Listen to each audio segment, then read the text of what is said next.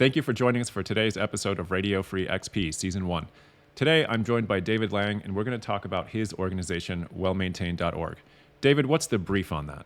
I'm interested in figuring out if we can take the same practices that Pivotal used to create great software to run that software in a great way. Welcome to Radio Free XP, Season 1. David, great to see you again. Thanks for joining us to talk about Well Maintained. Thank you. So you told me about this, and we were both on the operations side at Pivotal. We have operations deep in our blood. So tell me the genesis of Well Maintained, and what would you like to do, and do you have helps and interestings for it for pivots out in the world? Right. So I feel like at Pivotal we discovered and proved a model that produced new features, and we could deliver features faster than clients could consume them. And it was really the experience for the practitioners making those features was humane and energizing, and they love doing it. That is not the world of operating software in general, and so I want to see whether we can take the same group of people who have that experience of building the great software and figure out a set of techniques and way to run teams and way to run software that is not only runs that software in a fantastic manner, keeps it available, keeps its cost under control, keeps its security patched, but is also a joy for the people doing the work. Yeah, so I had the same experience in operations that, I worked at the bottom of the operations salt mine all over, and it's always a mess. And I walked around Pivotal just in awe all the time of what the process would produce. And so I saw that you could run operations humanely as well. We bonded and talked about that a lot. And so you've got this model. You've got the organization well maintained. And so where are you at with it? We've got this great idea. And so how are you getting it out in the world? So it's very early days. And so what I'm looking for is collaborators. People who, I think you have to own something in production to really understand what the kind of problems are that you're going to face. And there is obviously lots of skill in running something in production, in dealing with incidents and finding the edge cases and debugging them. But I think that the area that isn't well defined is how to structure the teams, and how to, what kind of practices energize the people doing the work that is often grueling. Let's get right to it. So what have you learned? How would you structure the team? Reason why the standard Pivotal model of weekly iterations, planning the work that's coming in, coordinating and pairing and rotating, and reflecting at the end of the week shouldn't be as applicable to this set of operational problems as to creation of new code problems. It's just that the work that's coming in is often a lot more predictable. If we take, for example, something simple like security patching, or staying up to date with some dependencies, say Kubernetes, we don't need a crystal ball to predict what the work that's going to need to be done every quarter is going to be. Yeah, I learned this great word, meso problems. That is problems that only occur in the medium term. Mm-hmm. And operations is full of meso problems and literally no ability to recognize that you're in a meso problem. Every time you buy a 3-year cert or a 3-year domain name or something like that, you bought yourself a meso problem. And I've literally never been at a place that had a database of these things and their Right. expiration dates. And it's just the most obvious possible thing you could think of. But yet, right now across the planet are people freaking out because their certs are expired, and the person who bought the cert moved on 2 years ago, and no one knows where the cert lives or where it's at. And so, I agree. Part of the huge deal of operations for me is solving the meso, like the well-maintained part of it is solving the meso problem, medium time problems where you're going to lose context. And yeah, and I think you've just nailed, one of the things. It's retaining context. That is the difficult problem in operations because the problem lives longer than the people involved. Um, and I think that the pivotal pairing model has a hope because it's good at transferring context.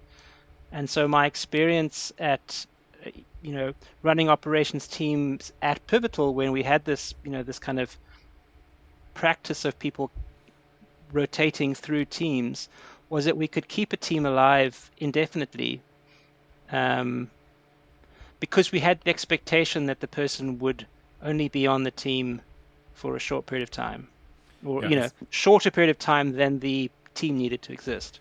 yeah, it's let's encrypt, right? It's Hmm. entirely it's unintuitive that if your cert is expiring every day, it's easier than if your cert expires every 3 years. Exactly. Yeah, Yeah. yeah, That's sort of like run at the pain. If we got something that's we know is going to be a tire fire every 3 years, well, let's just deal with it every 3 months, yeah, and then we can get good at yeah, it. yeah. We can That practice and get good at it, and then it can becomes not, yeah.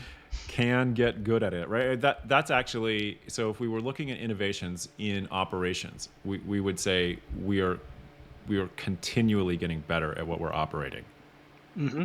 right?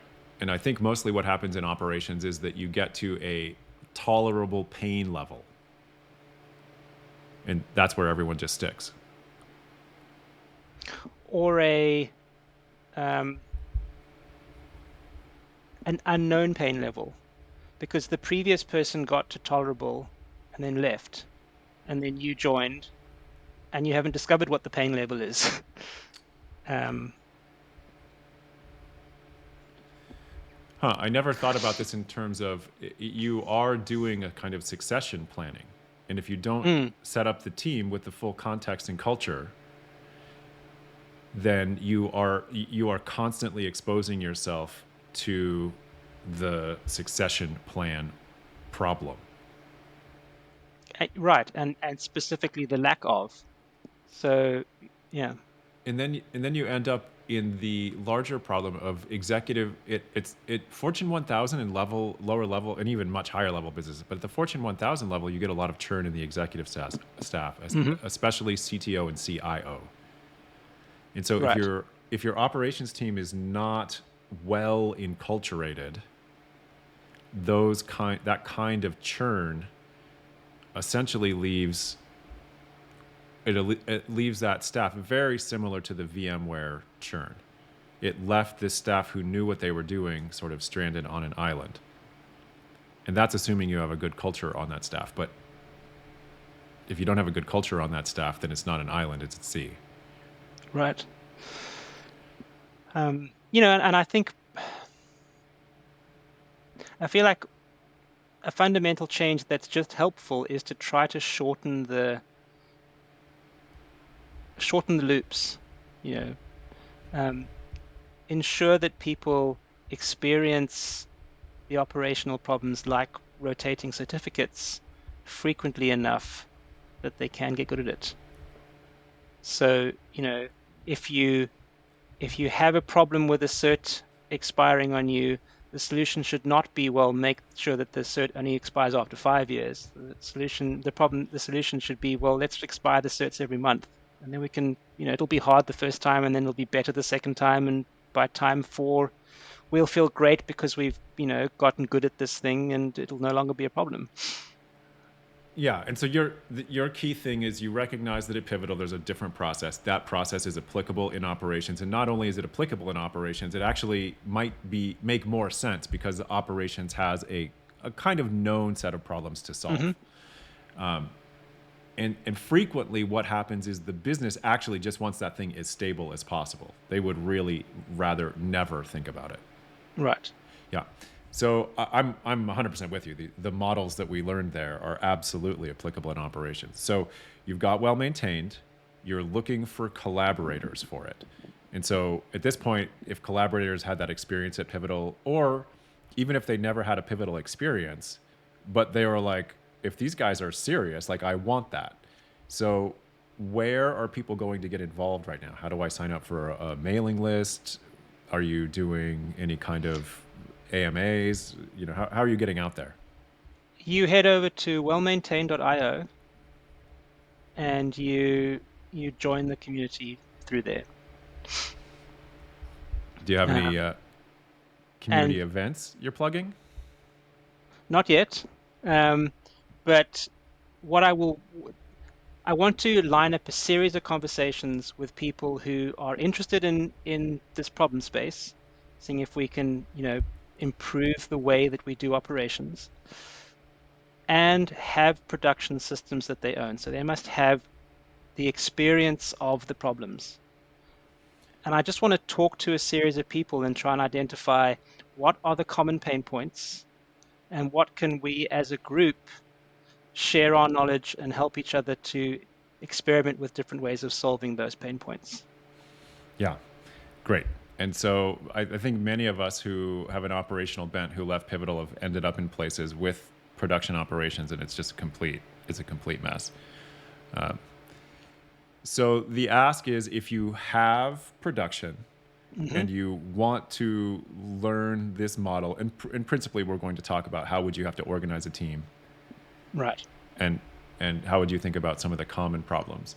So, well, we can definitely say, David and I are both available on the Pivotal alumni Slack, and if you also hit us up there, David, I'm happy to host on this, even on this podcast or whatever you want to do. We've got the back end all ready to go. Thanks. Yeah, and it will host, it will host I don't know how many people, but there's probably a minimum or maximum number of people we could have talking at one time, but we can rotate through backstage. So if you're listening to this and you're interested in the sort of Pivotal model applied to operations, hit up David. If you're interested in participating in this discussion with wellmaintained.io, hit up David on the Pivotal alumni Slack or go over to wellmaintained.io and sign up. Tell us what you want to talk about, and we'll see about arranging a conversation. Thank you for listening to this episode of Radio Free XP. If you're interested in helping with graphics, bumper music, or other aspects of production, or if you'd like to be on the show, please contact Jesse Alford or Tony Hansmann on the Pivotal Alum Slack. You can also reach us via email at jesse.alford@pm.me or precept@gmail.com, respectively. Great.